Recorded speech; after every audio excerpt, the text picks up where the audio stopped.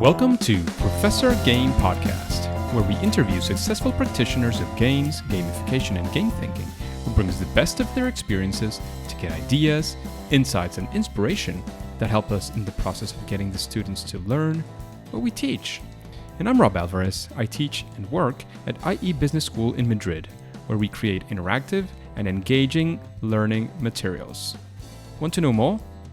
Go to professorgame.com/subscribe, start on our email list, and ask me anything.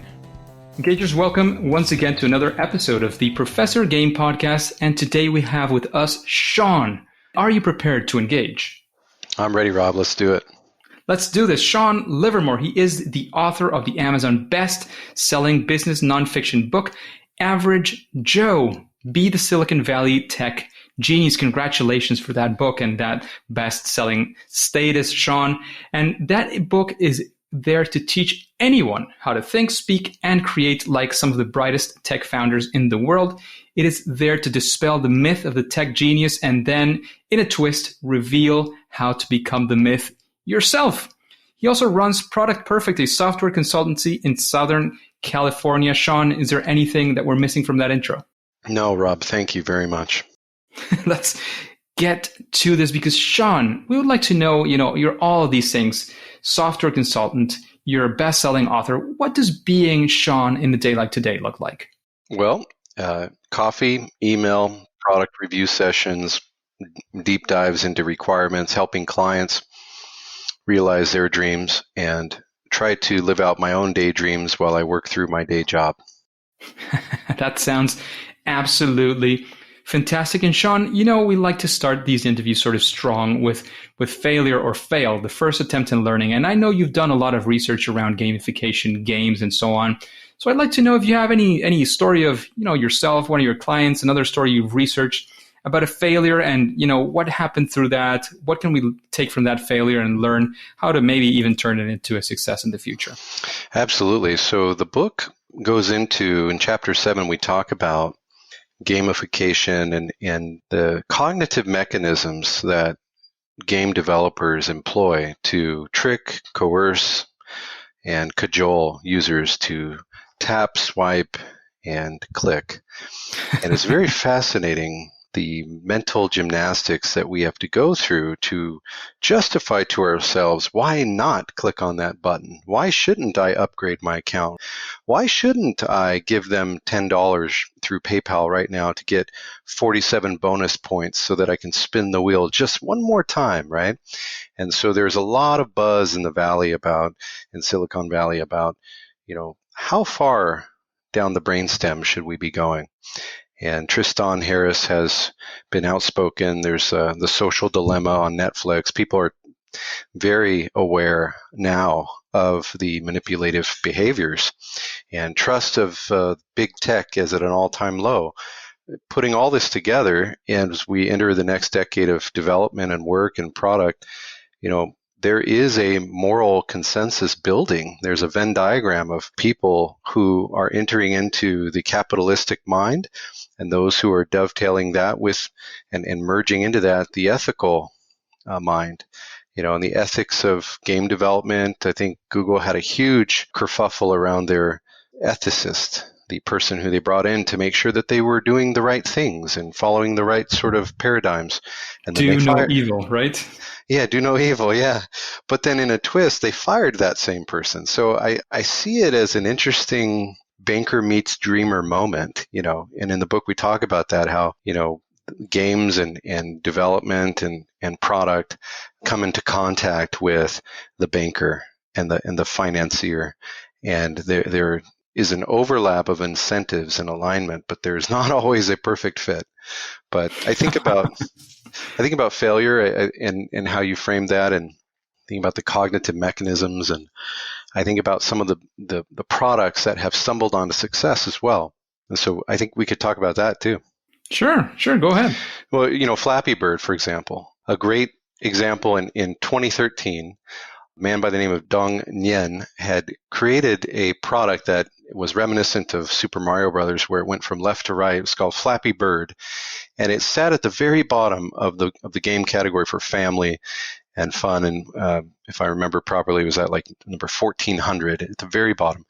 And then 4 or 5 months later, through a series of random posts and mysterious and murky help, I'm addicted to this game type posts, it all of a sudden shot up to the top and it stayed on number one. And the guy at one point was making $50,000 a day on Flappy Bird. Now, that equates to $20 to $30 million a year, and you start doing some math, and you've got yourself a nice little buyout, right? And yet it got weird.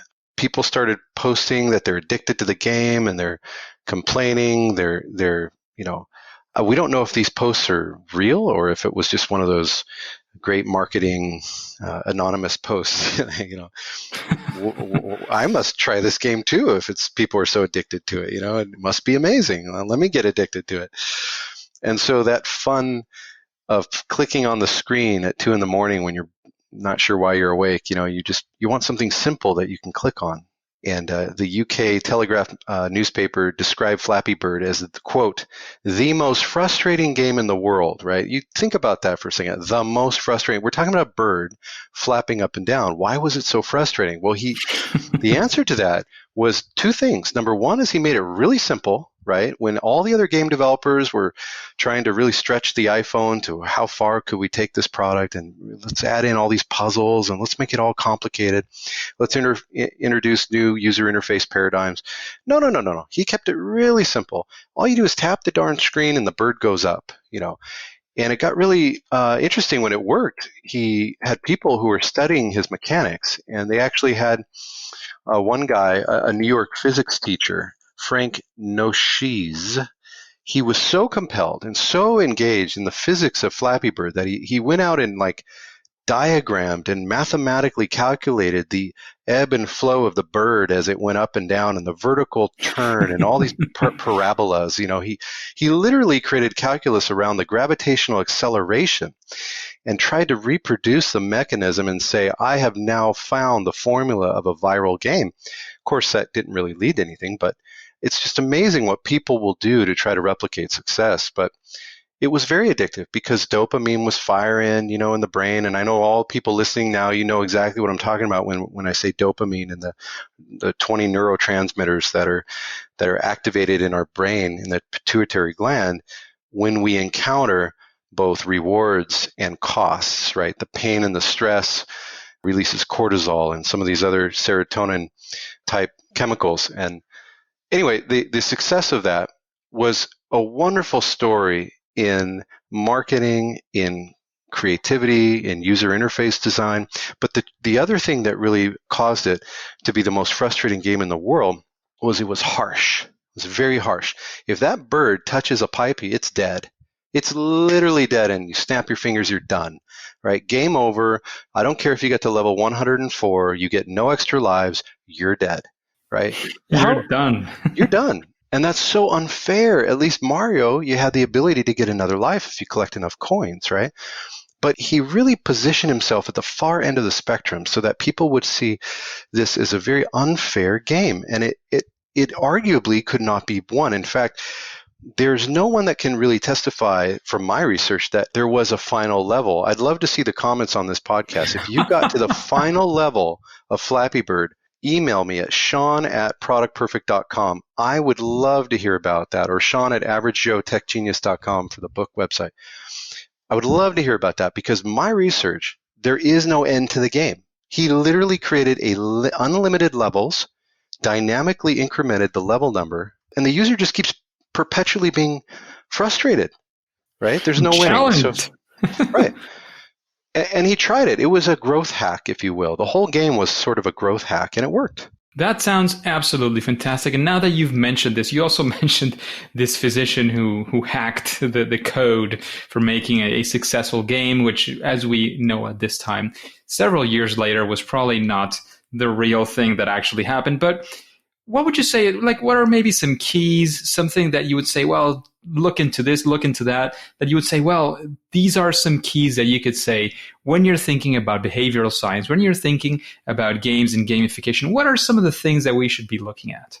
Deepak Chopra famously said a quote. He said, "To think is to practice brain chemistry," right? And everything we do is chemical in our brains. And I do believe that God created us and that we are, magically a extension of his ingenuity and his creativity. But I do think that the neurotransmitters that are inside of us definitely work, and they work quite well. And so I think learning about neurotransmitters, if you're going to create a game and you don't know the 20 plus neurotransmitters of endorphin, oxytocin, serotonin, dopamine, etc., then you really should stop. You really got to learn, because whether you want to manipulate a user or not, the user's brain is going to be firing. And so you need to know what's going on at the other side of the spectrum. And if you want to enter into ethical behavior around that, certainly I'd recommend that. Look up Tristan Harris's new .org that he's putting together, and try to shape your product around that so that it fits in the mold of what a utopian society might look like around software. But I do think that the path to reward is paved with many drips of dopamine, as one man put it.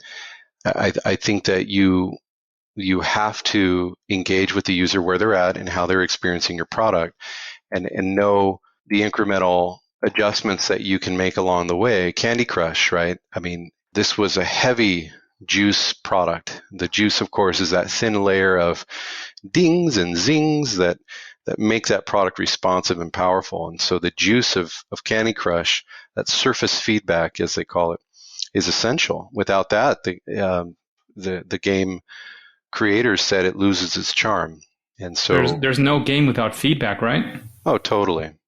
And the cleverness of the feedback and how it's presented to the user is endlessly arguable. I mean, there's so many games that you're impressed by how they just rewarded you.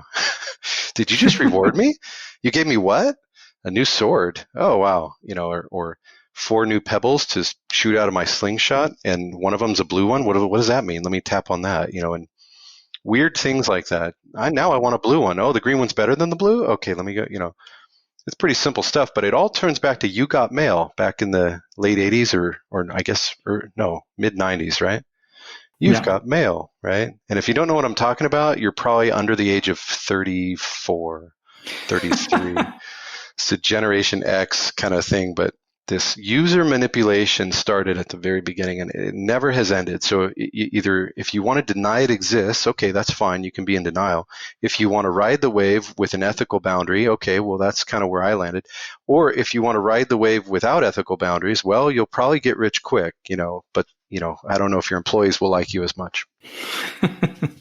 Absolutely. Absolutely. In fact, we have 2 episodes on ethical gamification. One where I sort of kicked off the topic with some of the research I've made, some of the decisions that we take a look at, and another one with one of the people that I actually quoted, Andrzej Marchewski, who created the code of ethics in the gamification world. And, I'm a subscriber of that code, and we went back and forth about it. But there's so much more we could get on around the ethics. Absolutely. Absolutely. I think that is a fundamental question to ask ourselves, especially when you are doing something that some people would argue, and you can go back and forth whether it is mere manipulation every single time or not, but it probably is some form of manipulation, or it has a big potential to be so. So there, it is a big consideration that you definitely need to have. And talking about ethics, talking about all these good ideas that you gave us, is there any sort of, I don't know, maybe best practice? I don't want to call it the silver bullet or anything, but something that you would say, well, if you're thinking of gamification, include these thoughts, include these ideas so that maybe your project will be a little bit better. I think learning about Skinner's boxes, in the book we talk about operant conditioning and how the slot machine reward model that was based on, in 1957, behaviorist and psychologist B.F. Skinner and his work with rats and with pigeons, and in learning the true history of operant conditioning and how the pellets or the little food rewards made the animal do certain things, and being able to tell narratives around your product with that in mind. And then learning the reinforcement versus punishment model, positive and negative reinforcement, and the core concepts and the building blocks of that history make you more authoritative when you're speaking to your team and when you're crafting a product. You need to really know the science behind it and the research, because This guy spent decades. I'm talking decades, every day, all day long. And then he got grants and more funding. And so you have 10 to 20 people for like 20 years. Well, let's add up all the man months, and let's all add up all the units of value. And you take all that and you start putting it toward a narrative of your product, and you instantly have this amazing amount of funding that you never knew you had that reinforces the words that drip from your mouth. So I really do believe that makes a huge difference. The other one would be to really set up a diametrical model or a mental model that is a defensive mechanism in nature toward your product. So if you're designing a product or a game, for example, that is designed to do A, B, and C, A, B, and C need to be codified, buzzword friendly, and they need to fit into a mental model. And you need to be able to tell the story with a 2x2 matrix or some sort of visual paradigm on a whiteboard within 60 seconds. And it needs to include A, a historical precedent, B, a scientific and mathematical proven fact, and C, a test and a result of that test. So history, science, and testing. If you can put that into a whiteboard story, you're ready.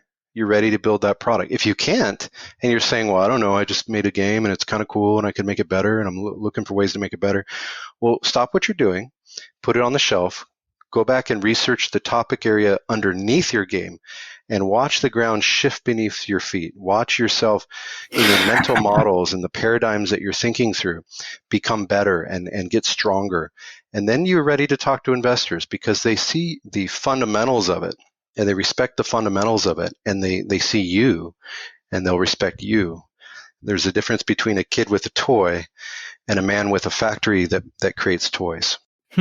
Makes a lot of sense. And many who are listening as well might be thinking of creating that breakthrough game, that breakthrough product for investors to be looking at. So I think that is fantastic advice, actually. And talking about advice and talking about the questions we've been talking about, and of course, you've made a lot of research as well in the area of gamification. Is there maybe somebody, again, ideally, it's somebody that we can actually eventually get into contact with, but if not, it can be, your dream guest, somebody that you would say, well, I would really be interested in listening to the answers of these questions by this very interesting individual. Who would you suggest us to bring in as a guest to Professor Game Podcast? Gosh, I would say Evan Spiegel from Snapchat might be one.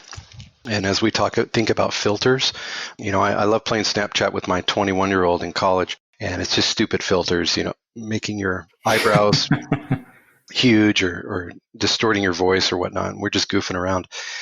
And I'd say beyond that, maybe some of the founders and key product owners over at Twitter and think about how to take that platform and what they've already built and turn it into something that is expansive. Right now, it's extremely narrowly scoped. And their product team has been heavily scrutinized for being too narrowly scoped and keeping that product on lockdown. But I would say those two groups of people would be very interesting. It's interesting that you mentioned that because I think, I'm sure you've read and you've researched a lot more than I have into the Twitter. But I am under the impression that it is by design that they've been saying Twitter is Twitter and that's it. Whereas and that they were sort of in a similar timing at some point. Facebook said quite the opposite. I mean, they started off, they had their core, and then they started expanding around. Do you think they made the wrong choice? Like, is there any quick opinion that you can give us around this situation with Twitter? I'd say Ev Williams, co-founder of Twitter, said it's always been about the user experience. And he went on to, I think, put Medium together. And I think, by design, you want a product that is squarely focused on solving a very specific hunch of a customer or desire or unmet desire that the customer didn't even know they had. Some sort of ominous need would not qualify, but they solved a specific need. And I think it goes into their tagline that I saw the other day is, what's going on? That's the question that Twitter answers. Hey, what's going on? Right? What's happening in the world? And I like also to see that it's the buzz of the people, right?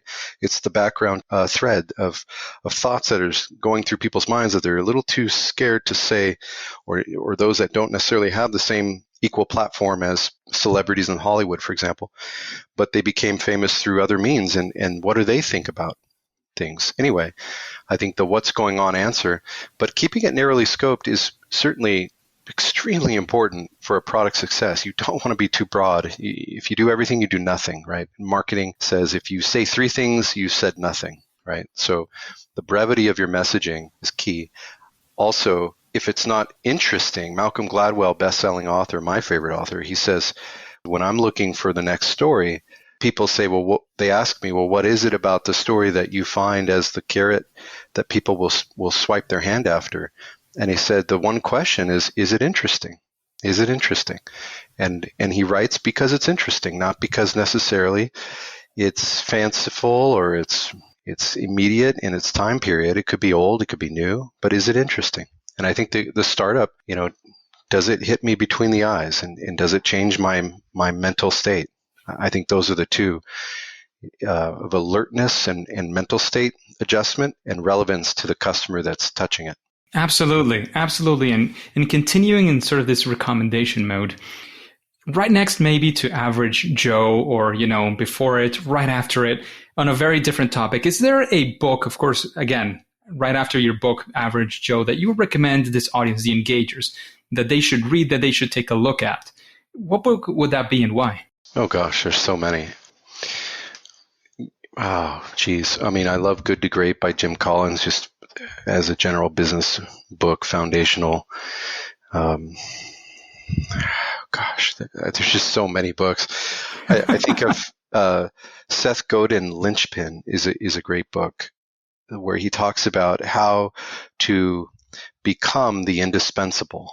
And one of the things in my consulting firm that I try to be to my clients is dispensable. I want to work myself out of a job. I want them to grow as a firm and as an initiative, as a movement.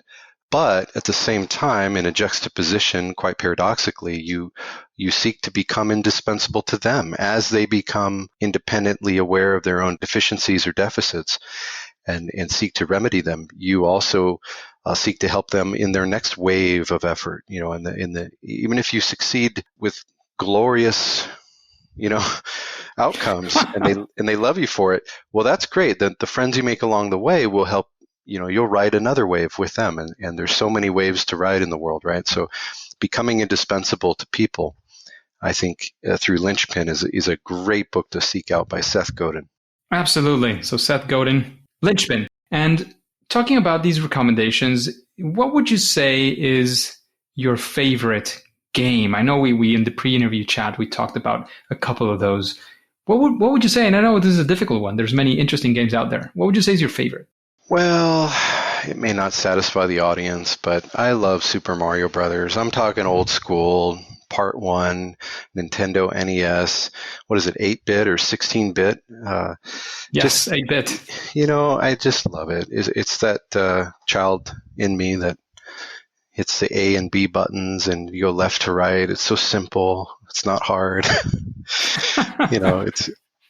My kid, simple and yet very complicated as well. I mean, not everybody got to the last level. Yeah, not everybody did. I definitely beat that thing a few times, and I felt like I was on top of the world. I don't know, but in terms of the classics, I think that one is hard to beat.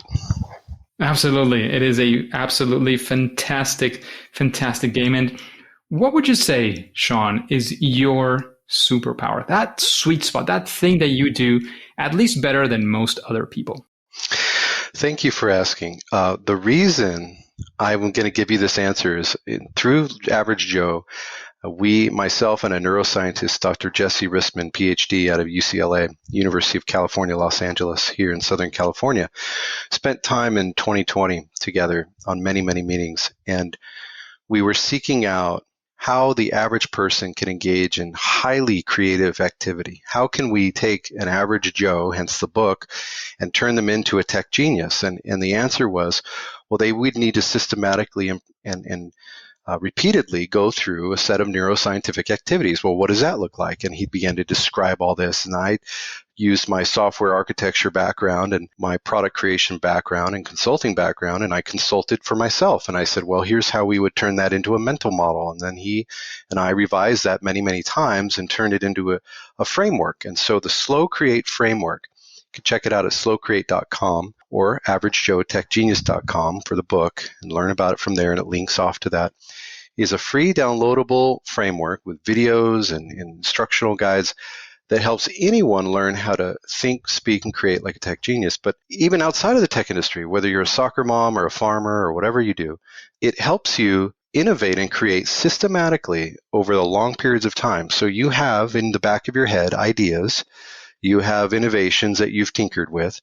You're an innovator, you're a game creator, you're a dreamer. A lot of these things will slip through the cracks of your brain because you are not efficiently operating. You are going about your day, paying your bills, but you're not slowing down and documenting in a systematic model in a way that is optimal for brain activity. And so the Slow Create framework is my superpower. That is what I know how to do. And I can take anyone and turn them into a more optimized version of themselves in a couple days of learning that framework. So I'm looking at maybe doing another book on that or maybe an online class or something and putting more resources against that. But that is what I would say my superpower would be. That sounds like a fantastic superpower, and especially because it involves helping others. And I think that is a very important part of superpowers, that they're not just, for your own benefit. That's what heroes tell us, that we see in comic books. As you can tell, yes, I am a geek and I'm proud to be one. But it doesn't matter. That's good. That's all good. And that's one of the other reasons why we are talking here. And thank you very much, Shawn. I know we had some tech glitches. We had some scheduling glitches before that. But I'm very happy that we had you today. This was a very different interview to what we're sort of used to. But I think it was very, very inspiring to all of our listeners. And Shawn, is there any final words, any final piece of advice you would like to leave the engagers with? Then, of course, please let us know where we can find more about you, about the average Joe, about your software consultancy, where we can find all that information before we say it's game over. Yeah, check out the book, averagejoetechgenius.com, and it has a link to the book on Amazon or anywhere else. Hit me up with a review if you love it. Thank you so much in advance for that. But the book itself culminates 21 years of my learnings and takes you from the beginning to the end of where you could be. I believe it really will improve your ability to create product, and whether that's a game or a tech product or your startup or even outside of the tech industry. So check out the book and follow me on Twitter at ShawnnyPants. And I'd love to come on again, maybe for Slow Create another time. But thank you, Rob. Let's Slow Create as well. So thank you again very much, Shawn, for investing this time in this audience, in the engagers, in spreading all that knowledge through your book, through these interviews as well. However, at least for now and for today, it is time to say that it's game over. Engagers, it is fantastic to have you around, and this podcast makes sense with you. So let's connect. Let's do so on Twitter, for example. There you can let me know if you have any suggestions for guests, if you have questions, anything we might be able to help you with on Professor Game. You can find my Twitter account on professorgame.com/Twitter. I'm sharing content on gamification, on the episodes, and especially, as you know, around gamification, game-based learning and education. But, before you click continue, remember to subscribe using your favorite podcast app and listen to the next episode of Professor Game. See you there.